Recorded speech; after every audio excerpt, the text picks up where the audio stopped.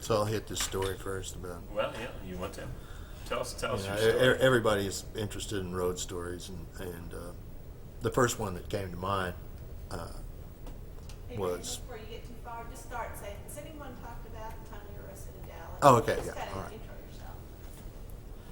yourself. Apparently, nobody's mentioned the fact that we were arrested in Dallas one time, and this was actually between, right in the middle of doing our second album, which would have been 1974, and we recorded that album out near Aldridge, Missouri, out by Stockton Lake. We did the basic tracks there with a mobile unit, and after we finished that, we took a couple of weeks off, and then we were to fly to L.A. to do overdubs and vocals to finish up this record in the studio in L.A. Most of which, like I say, we had done here in Missouri with a mobile unit out in the country. So anyhow, we booked the flight, and we were all scheduled, and Dallas Airport had just been redone. It was a brand new, as it is today, with the 3 different concourses, and you took the trains around and whatever. I think that's the right place. Maybe we have to edit this out. But anyhow, had these turnstiles, and you had to put 50 cents into the turnstile after the airport was first made. They were trying to, regenerate this revenue that they had spent on redoing the place, and we were late catching the flight. So about half of us put 50 cents into the turnstile so we could get to the next concourse, and the other half of us just ducked under or jumped over.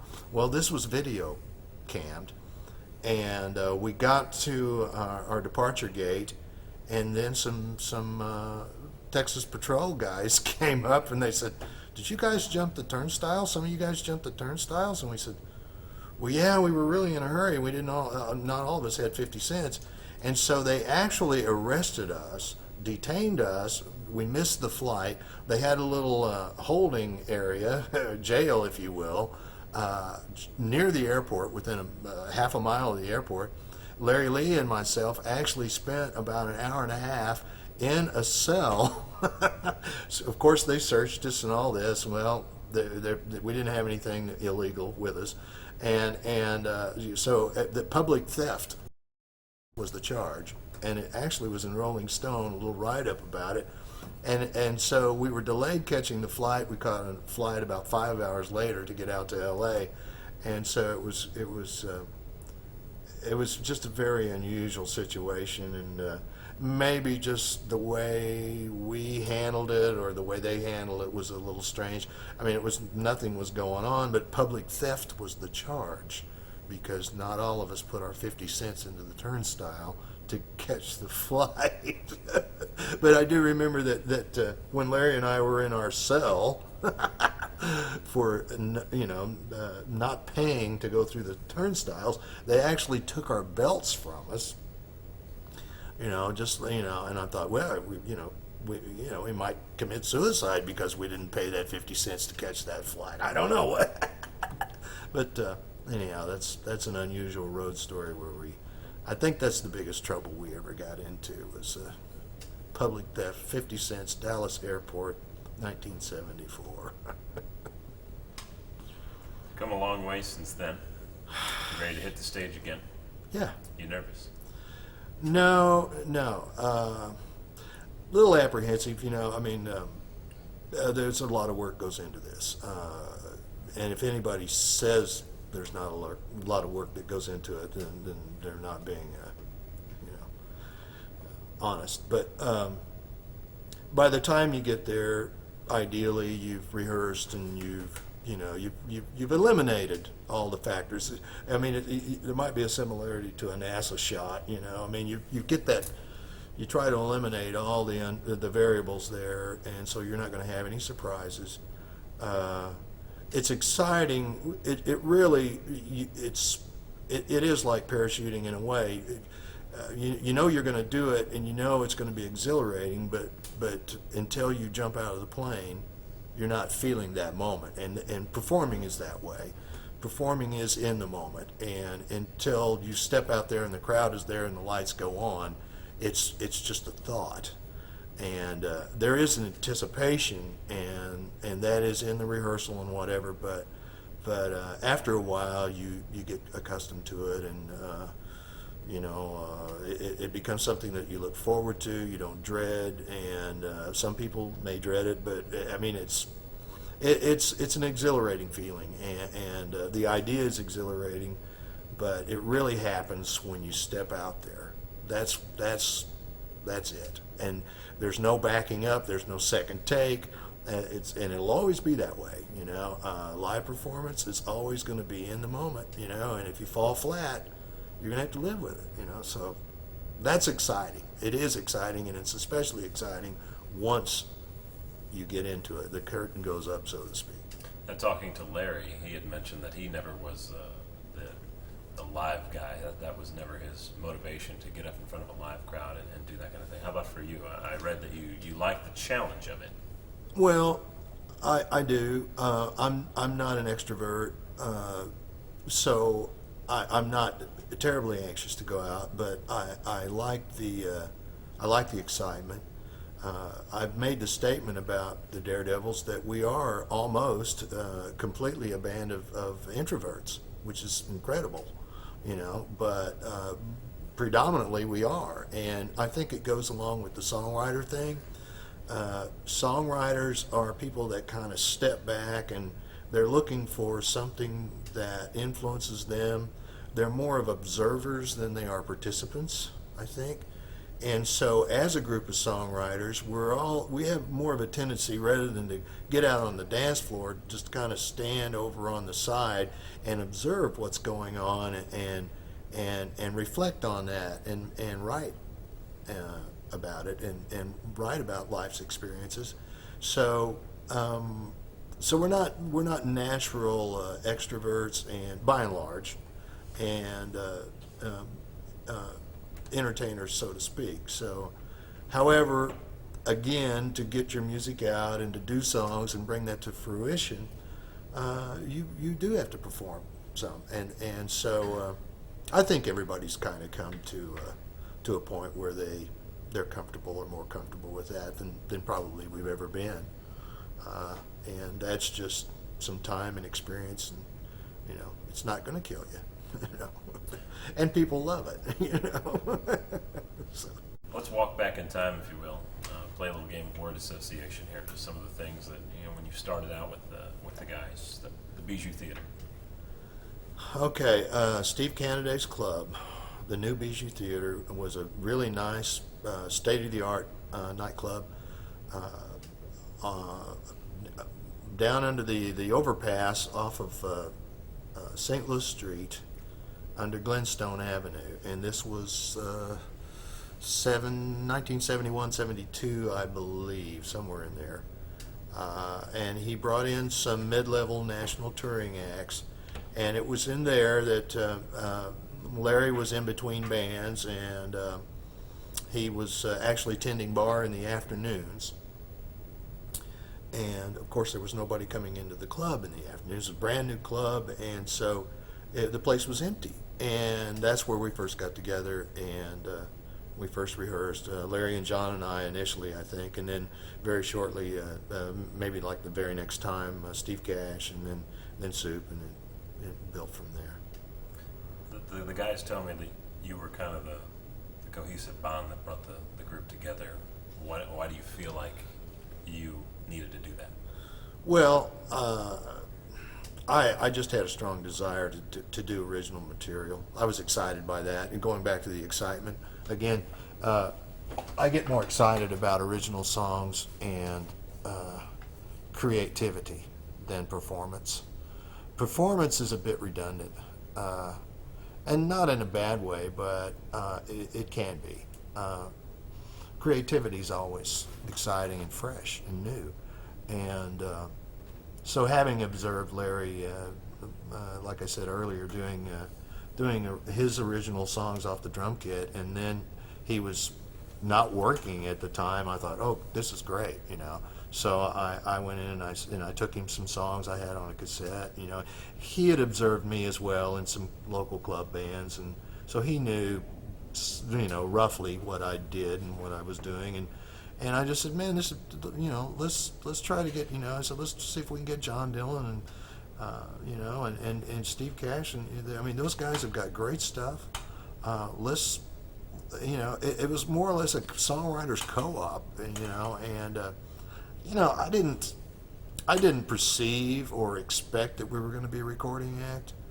It was just the excitement of doing the songs, and then when we did get our first interest from, and again that was through Steve Canada, we recorded live one evening, 2-track tape live at his club, and then he subsequently took it to New York, and managed to get it into John Hammond Sr.'s office at Columbia Records, and John Hammond Sr.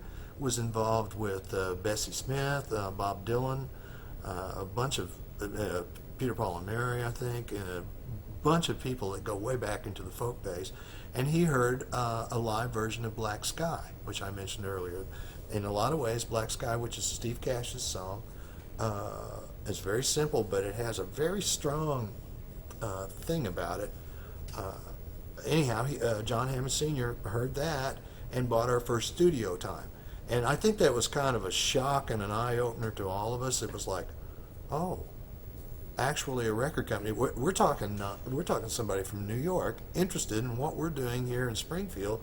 We couldn't get arrested otherwise. I mean, there was no place to play per se in those days. Just, I think maybe 3 clubs in town, basically, and you had to do covers. You couldn't really do original music, and so back again, the excitement of creativity. That's what it's about, and being a group of songwriters, whether that's good or bad. I mean, the labels went, you've got 4 singers, you've got 4 people writing songs. We can't deal with that. You're not going to be a success. I don't think it really bothered any of us. There's back in the old days, people would compare us to Buffalo Springfield. Familiar with that history, and an LA group that had Stephen Stills and Neil Young in it, and another songwriter, 3 songwriters, 3 singers, and they thought that was a lot. And well, we had 4. So, good or bad, that's what it is, and I think everybody's comfortable with, no regrets, and there's still songs being created, and we can still do this, and everybody's still alive after all this time, and it's a good feeling. So, 4 introverts, so to speak. Almost. Get this word from New York that, we might have an interest in what you're doing there in Springfield, Missouri. Mm-hmm. And here's a group that's really not desiring to leave Springfield, Missouri. Did the discussion ever come up that, guys, this may not be the road that we want to go on? Yes. Yes. There might be a little conflict there. And I think we've all kind of resolved that. We never toured heavily, and there's a downside to that in terms of promotion, in terms of money lost. But I don't dwell on that. Like I said earlier, to me, the creativity is the important thing, and rather than going, there's other groups. I have a friend that's original member of the Marshall Tucker Band, George McCorkle, great guy.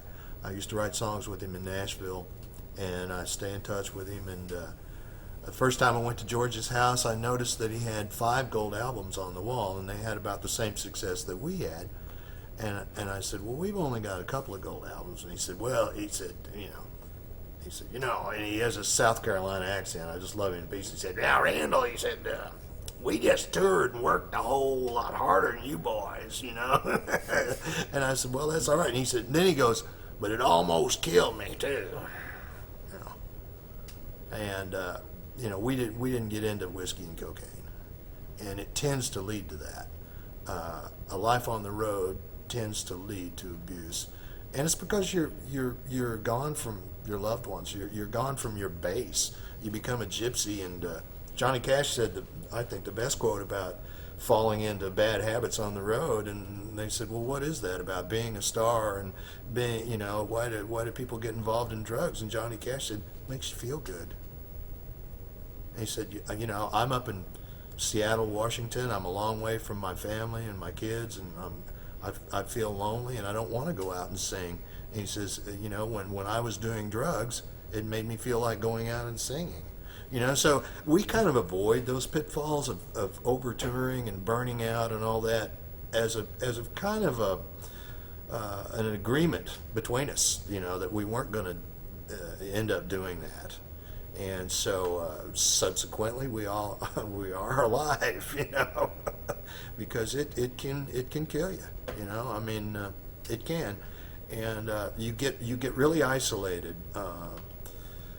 Fame tends to put you in a bubble that's not necessarily a good one. You can lose touch real easily, and I mean, some people would say, well, what a bunch of whining, but unless you've done it, you just don't know what it is, and that's another thing that we share after all these years is we have that common experience of walking into a room and people going crazy and going out on the road and having hits. I mean, what a great thing to have, and now we can look back on it. We know it's not going to happen again to that level, and it's a great thing, to go back and go, yeah, that was pretty crazy, but we survived it, and we didn't go out and spend a lifetime on the road, and we didn't get messed up with drugs, and we're still basically healthy and able to get together and do this again. So that's great, I think what makes you guys unique is that you were able to overcome the temptation of fame.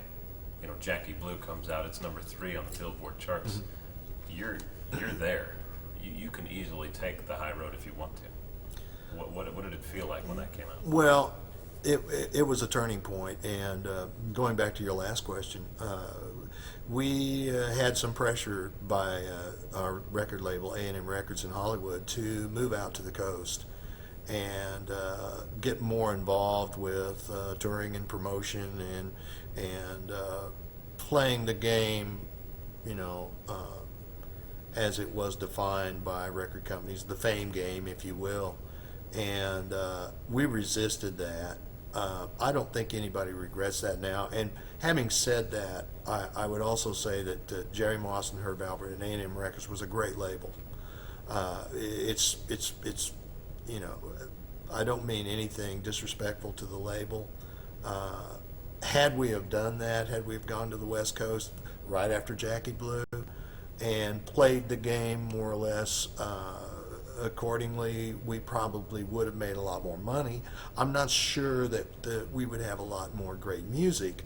The thing about touring again and performing and traveling is you get away from the introverted space, that I was saying about, where we're kind of introverted and we'd rather kind of go away individually and reflect and write. So when you're touring, you tend to lose that creativity. And I've seen it in so many cases. And, you've seen groups come out and the first album is tremendous. And maybe the second album is good, and then the quality tends to go away. That's because they're out performing and playing all the time, and they're distracted away from being songwriters. And that's a very common pitfall. Very few people can focus and keep creating and be entertainers at the same time. Very few writers. Bob Dylan was one. He wrote great stuff for many, many years, and he still writes very interesting, good stuff, not like he used to, and he admits that.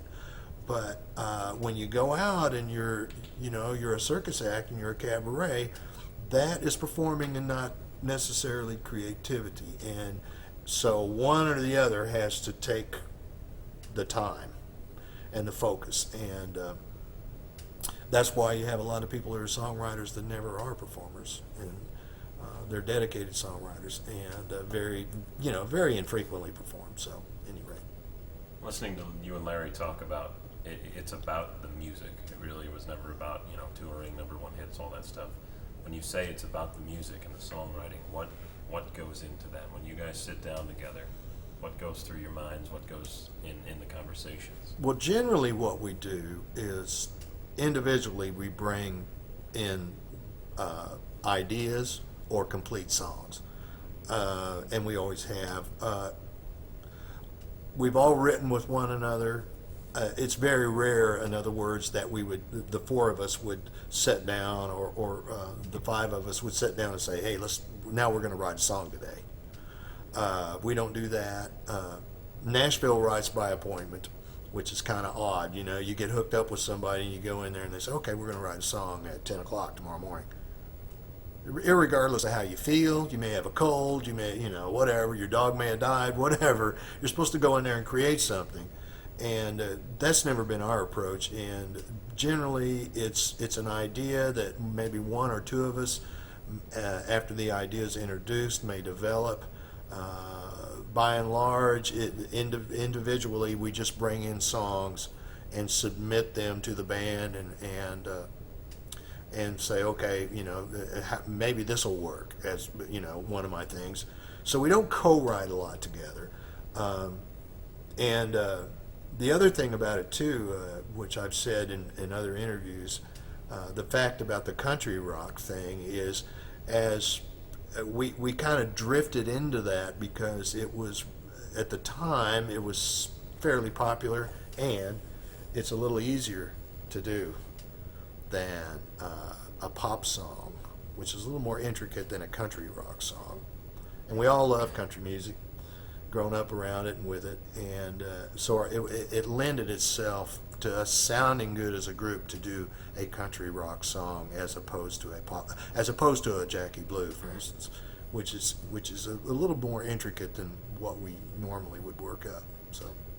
You guys have a very diverse style. You take a Jackie Blue Right. on one hand, and then a Chicken Train on the other. Right. These are two Extremes. very extremely Exactly. different sounding songs. Did you take that from each other's abilities and creativity? Right. So we went from, and I told Steve Cash this the other day, which was funny. The day we got together, Chicken Train was somewhere in the middle of the process when we first started doing our initial song list. Anybody gets together, they've got to work up 10, 20 things. And the day we did Chicken Train, I thought, oh my goodness, we have really reached our lowest denominator here. We have sunk as far as we can go. But I didn't say anything to anybody. I thought, well, we'll go out, we'll play it a time or two, and we'll get a little reaction, or we won't, and it'll just go away. Which we had done. We had a lot of things that are off down there, lost in the, in the trash, if you will, because either we felt like they didn't gel right, or we didn't get the reaction out of the audience that we wanted. So we would experiment with songs and maybe play them a few times and kick them out of the list, and they'd be forgotten. And it's funny because Steve said the other night, I mentioned it, and I said, I just thought we had sunk to our lowest level, and I thought we'd play it a few times and it would just disappear. And he said, I did too. He said, I didn't think we were going to end up, and the very first time we did that thing, people went crazy. And that is about as simple as it gets. I mean, it's not even quite a song. That's why it's called the Chicken Train Stomp. I mean, it's just a harmonica and a bunch of percussion and a drone going on there.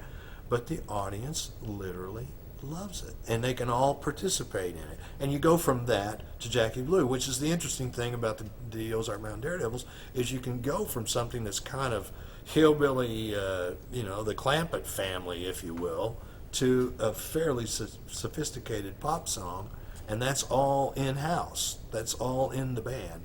And I think that's the intriguing thing. I think it intrigued our producer.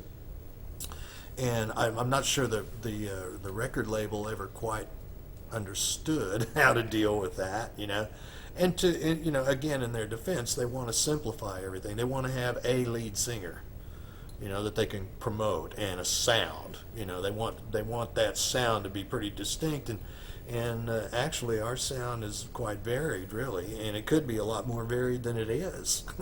We just realized that there has to be a limit to experimentation, and again, if you've got 4 songwriters, I mean, my songs vary. I do everything from blues to country oriented to retro rock oriented to folk music myself without the rest of the guys. So you throw all that together, and they've got subgenres that they write in. So actually, we've restricted ourselves more than anybody really realizes, by necessity, basically. But as we talk to each one of you, you all bring your own talents to the table. So if I will, I'll put you on the spot, in as brief a summary as possible, who was Randle Chowning? I'm an Ozarkian. I am from Mountain View, Missouri originally, moved to Springfield in 1959.